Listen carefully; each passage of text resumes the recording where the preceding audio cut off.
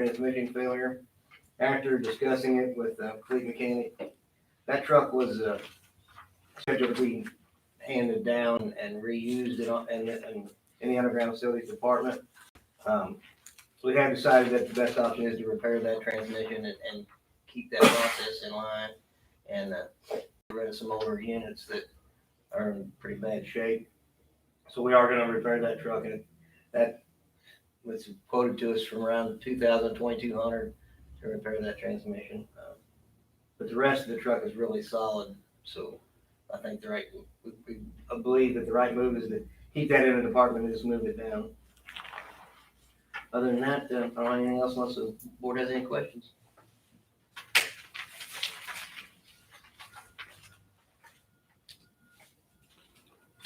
Any questions for Grant? Thanks, Grant. Let's move on to water treatment with Travis. Morning. Morning. Just update, the raw water line, leak has been fixed. It is on the 12-inch line coming from well 2 and 3, right there right by the driveway, and everything, but it's been repaired and no issues, so.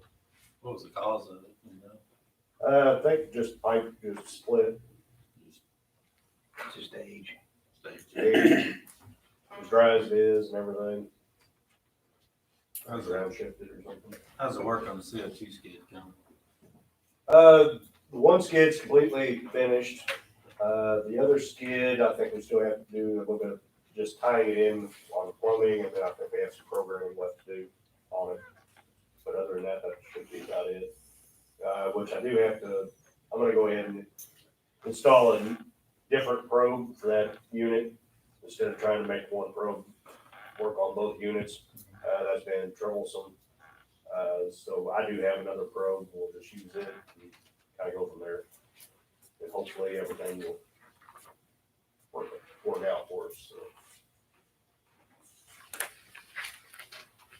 I had a council person ask me about a notice that we'd received maybe 3, 4, 5 weeks ago.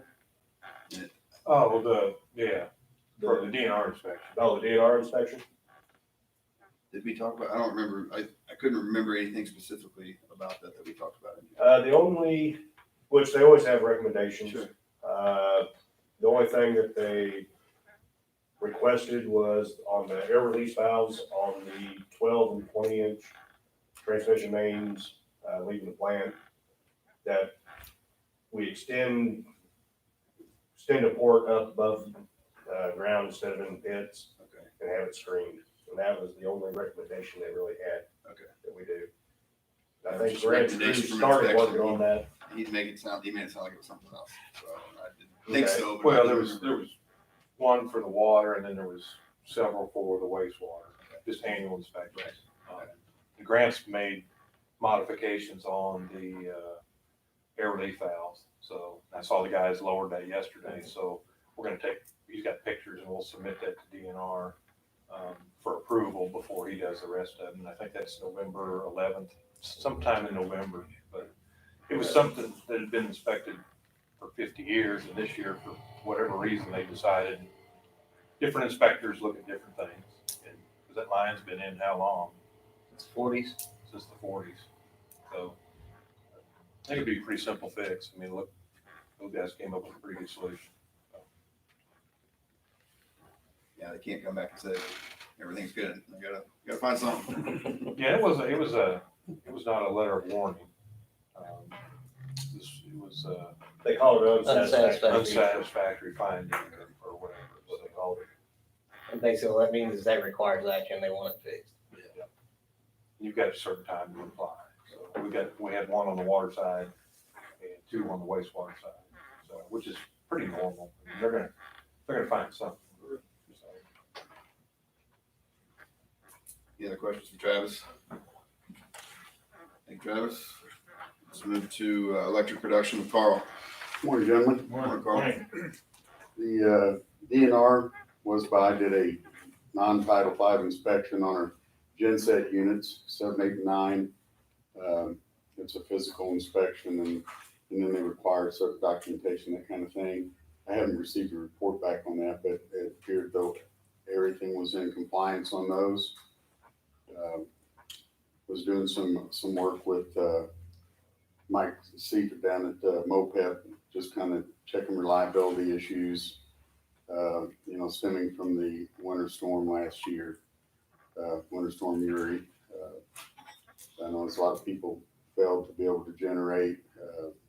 They were just kind of checking different parameters to see what people were doing to prepare for those kind of things and just improve reliability there.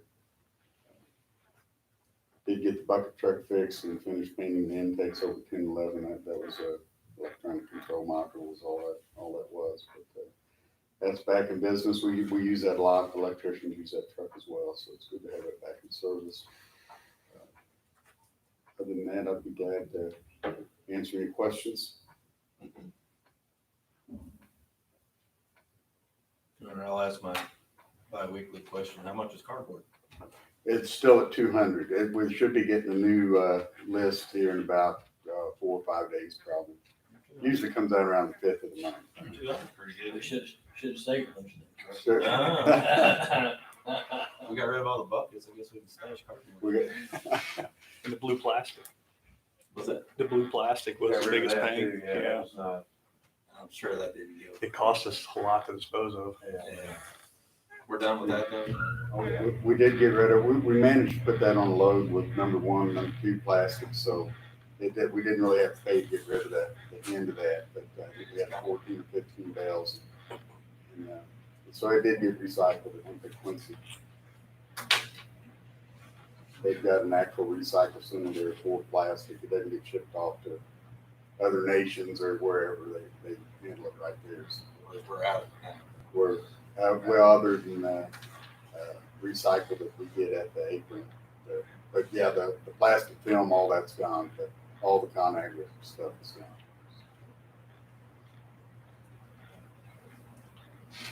Any other questions for Carl? Thanks, Carl. Wastewater, Nolan? Well, Morning. we did have the water lab inspection on September 17th. We did receive the report on that. We have a couple of things to address. I think that's due back towards the end of October. We actually are up around 60 to 65 drives on the spread in the last couple of weeks. There's going to be several more fields open here in the near future, so we'll get those bad things off. Other than that, I don't have a lot to add unless you have any questions.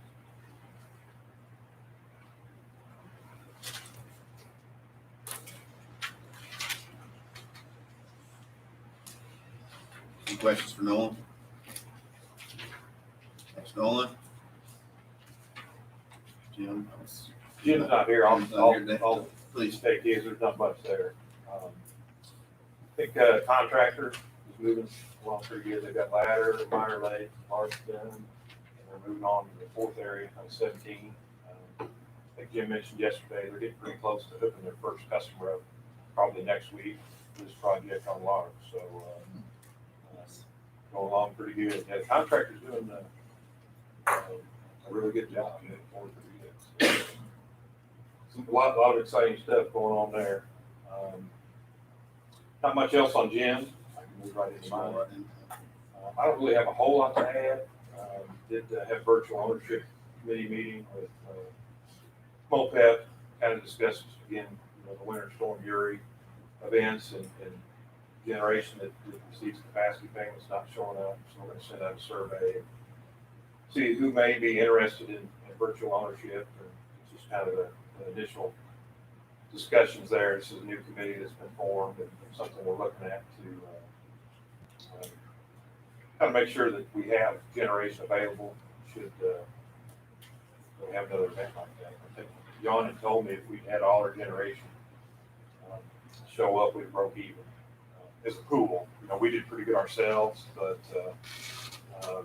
there were some other pool members. I think there was almost $50 million borrowed by 35, up to 30-some members to cover losses.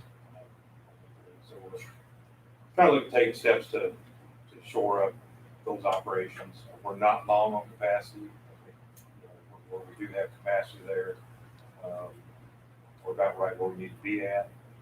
So as far as if we lose any, I think it's gonna probably need to be looked at and replaced. Anyway, kind of moving forward there. Didn't know we got a pretty site for more generation. Absolutely, absolutely. I'm still waiting on some gas line capacity numbers to provide them, but, as soon as we start showing dirt. Is there any liability for people who don't meet? I was gonna ask that question too. What are they doing? That's being discussed, yeah. Yeah, produce. That's being discussed.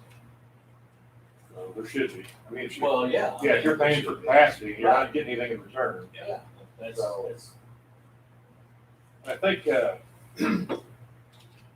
I think a lot of people didn't realize the incentive. I mean, it's really changed from what it used to be. And I think we started getting dispatched more in the winter time. So we kind of, Carl and his staff changed, our fuel blend and some of our operations to gear them more towards winter time. Hours of running and being dispatched. So, and I don't know that other people saw that as much. And so we were able to do that, but I don't think they realized the benefit that they could have received. One of the guys said, well, you can have my units, I'll just dump them into the virtual ownership. And I didn't ask him, but I'm assuming he's taking that path because his units didn't run. Had they run, he would have realized the benefit. I think there's as much benefit as there is penalties. So we're kind of trying to balance that out and start that effect. We were fortunate that really didn't affect us because we were able to run, but some other pool members, especially ones without generation, they're making capacity payments to the rest of us that do, are certainly asking that question. yeah, sure. Cost a pool $50 million. Yes. This is a committee, we're starting to move forward, and some of the smaller communities just don't have the resources. And so they sent us out a list. I think we've got the pool has about 240 megawatts of pool owned generation. And about 70 to 75% of that is high speed diesel units. So I think if we could get some expertise in one group to take care of those, be a big improvement. But some of the smaller communities just don't have the resources and things. And then, as Carl mentioned, there's surveys being sent out on what you're doing for winter operations to get ready for this type of event to happen again.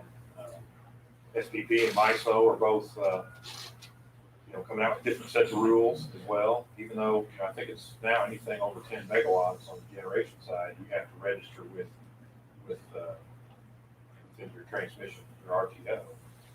So our Unit 6 is the only one that's large enough to be registered. I think SPP and MISO, after this event, realizing that even some of the smaller resources are just as important. So they're kind of coming out and asking a lot of questions of organizations. Yeah, it was really a unique event. I mean, it could have went either way for us. We were fortunate, we were able to run because that was just kind of unprecedented cold. But certainly a lot of discussions at every level on how to move forward, whether it's capacity payments, winter blend fuels, those kind of things. Has anyone reached out to us to see what we did? Yeah, definitely. We, Carl has handled that very, very well, set the bar really high, so I was hoping there'd be other communities reach out to figure out what he'd done. Yeah, the pool ads, they reached out to us.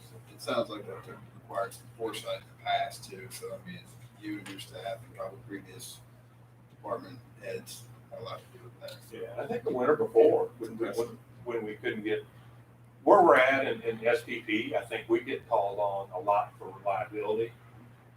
And not so much because there's different ways you can be dispatched. You can be economic because we can make money, or we get dispatched for reliability because part of the system's down or whatever. And I think kind of where we're located, we run a little bit more than maybe some of the other units because of where we're located at in SPP. And we run a little more in the wintertime. I think we had, you guys fixed the diesel pump and did some other things. And we lowered our cloud point because we were, just from what we were seeing, the trend being set.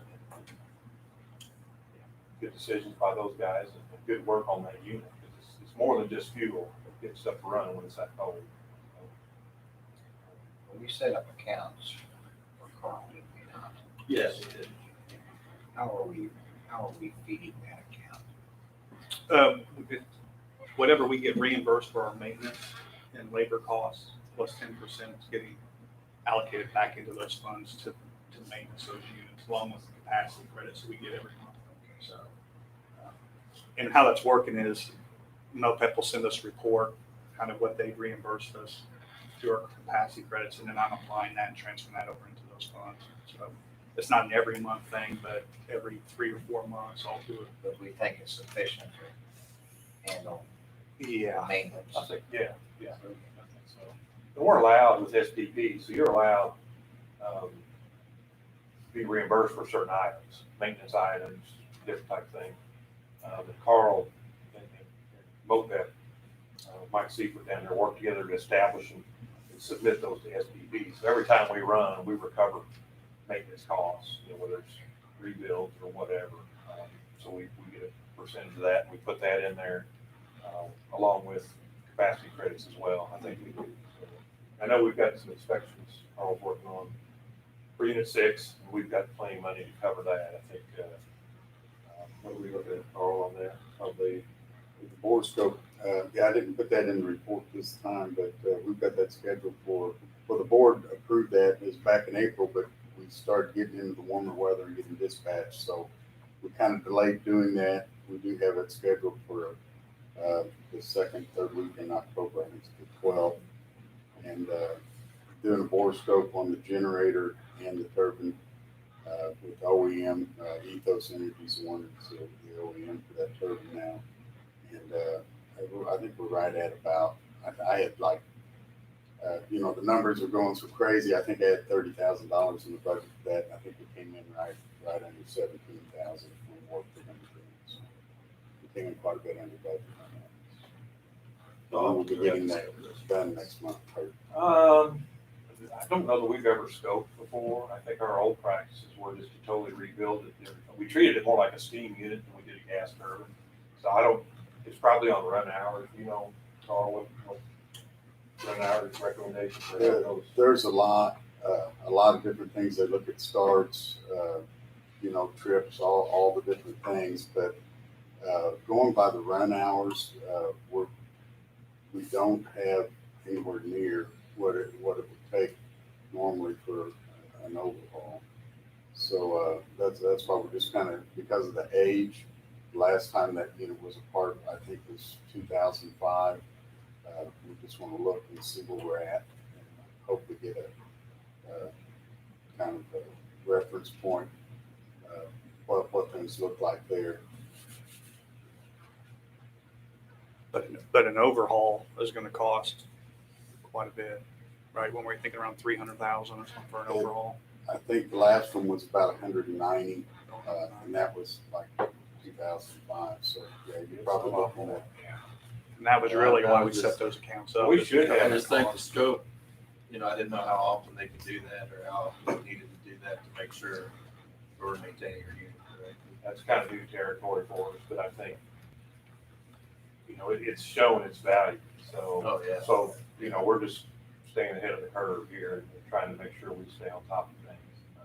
I think there should we need to do something or they find something with the scope, from this money we put back for that unit, we'll have the money there to make repairs or do any maintenance that they can find. So, we know how valuable it is, and that's, kind of the reasons Carl's got that scope together. It's kind of put that as a feather in the cap too when it comes to economic development. You could always just say, look, we had rare instance here and we were able to overcome that. So anybody coming in would know. And some of these communities are passing on. The governor did issue, they were able to get some 0% financing to pay for this, but they're showing it on the bill, separate item. Winter storm, here's your normal bill, and oh, by the way, because of winter storm, you're paying $50 extra for the next 2 years or whatever that is. So, yeah, that is from an economic development standpoint, having that ability to hedge against the market, because the markets, the reason we have generations to hedge against the market, everything we buy is off the market. All the generation of those pool loans is sold into the market. So it's a lot different than it used to be. Having that hedge and having it locally is certainly, like you said, with a feather in our cap. And even, there were, there's an EAA, Emergency Action Alert 3, which is the highest for SPP. We were this close to the transmission grid collapsing and there being a blackout. Had that happened, we would have been able to open a switch and keep the lights on marginal because of our generation department and production department. So, other benefits we didn't have to see, and I'm glad, because that's like worst case scenario. But it was really, really close to being a blackout. So, and they're communicating those emergency alerts a lot better now. I think this summer we issued some, and they were, for the summer peaks, and they're just trying to communicate better with what's going on in the market to keep us kind of ahead of the game there as well. So, yeah, the pool's going to continue to work on that virtual ownership and try to, because what helps the pool helps us. So prove that. Just kind of moving on a little bit, SEMA grant, working on some of that stuff. I've got meeting with Steve tomorrow. Pretty much got all the front end paperwork submitted. What that will be is 75%, up to 75% grant. We will have to spend our money first to get reimbursed, and that's, Tony and I talked yesterday about finances in the wastewater. So hopefully continue to work forward there, get some of that stuff. This is kind of our first go at FEMA at this level. Hopefully we'll get through that. Burns McDonald's started their work. We should get in the notice to proceed, so hopefully we'll get that thing moving. Have submitted a few projects. MSDC Executive Director. It's been a pretty large one. I think we were only one of four communities in the state to submit it, and she got a request from State Economic Development to potentially go to Washington, D.C. and kind of talk further on this project. So we'll kind of see where that gets us. I think being part of the pool gives us a lot more resources too as far as economic development. We've got access to renewable energy credits. That seems like a lot of the requests we get now want renewable energy or access to that. The pool, should the Grain Belt line be built, has access to some of that there. So a lot more power, being in a pool of 35 cities than we would have by ourselves to kind of attract some of these larger projects. So we turned that one in, and it's a very, very large water and electric user. I mean, very large. Just hope cross our fingers and hope we get some interest. If that doesn't work out, I think hopefully it puts us on the radar for other projects. It gets out that, hey, Marshall has capacity and the ability to do some of these things. So that's all I have. Unless you guys have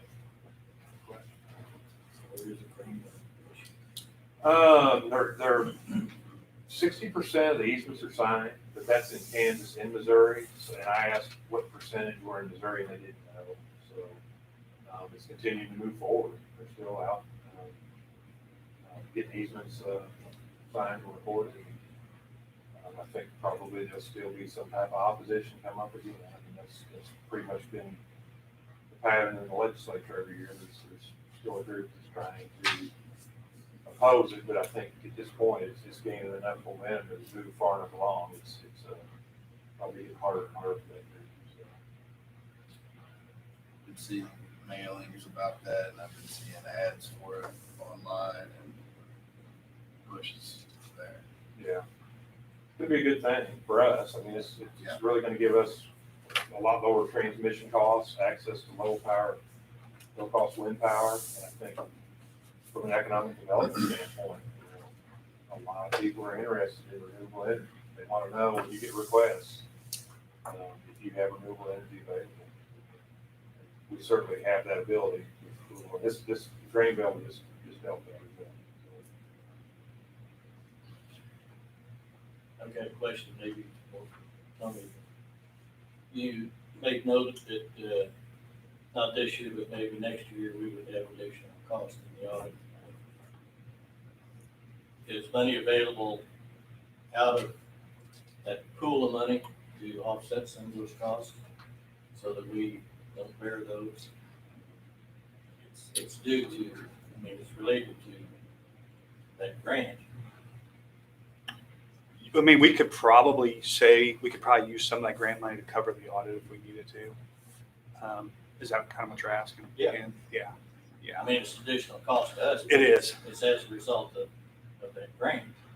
And that was one of the questions I was going to ask the auditor when we're down here tomorrow, is kind of give me an idea of what fee, I mean, they make a note of it in the engagement letter that this doesn't include fees for what we call a yellow book audit. And so I was going to kind of bounce that off of them of what that would cost. Because basically you're auditing our financials and then you're auditing the grant to make sure it's being done correctly. And so the yellow book audits I've done in the past, it was usually double. So, you know, it could be, I don't know what it'd be, but it could be. So I was going to kind of hit them up tomorrow when they were in town to kind of see if they can give me a price. Because if we get the first round of the grant for the broadband, it was $575,000. Well, that's not going to hit the 750. But if we get federal FEMA money for the wastewater plant, that could put us over. And then obviously with the $7.5 million grant on the second round of broadband, that's going to put us over. So, but yeah, we could allocate. Our goal with the broadband is the grant funding we're getting, we're not using any of that funding to pay for a portion of my salary or Jeff's salary or Jim's salary. It's 100% going towards materials to expand out to the county. So, but we could submit that and use a portion of that for it. But I would think that's only fair. right. Yeah, they allow for it, so Yeah. certainly something to pursue. Is there any other questions for Jeff? Let's move on to cash disbursements.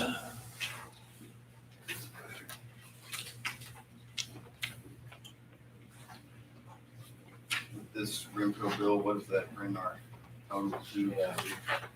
1,077,000. It's up cost 1.6, 1.8, 1.7. 1.7. Well, 10%. plus 10%, 10%. like 1.8. Just a lot of Tough. I was out there yesterday. It's come along pretty good. Yeah, They still got a ways to go.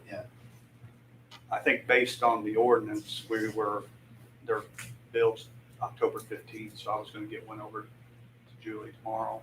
So for the first payment.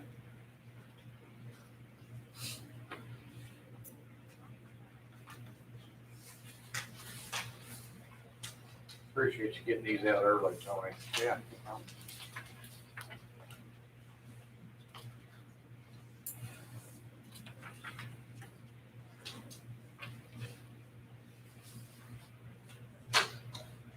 That RS Electric, that's related to the flooding down at Noah's.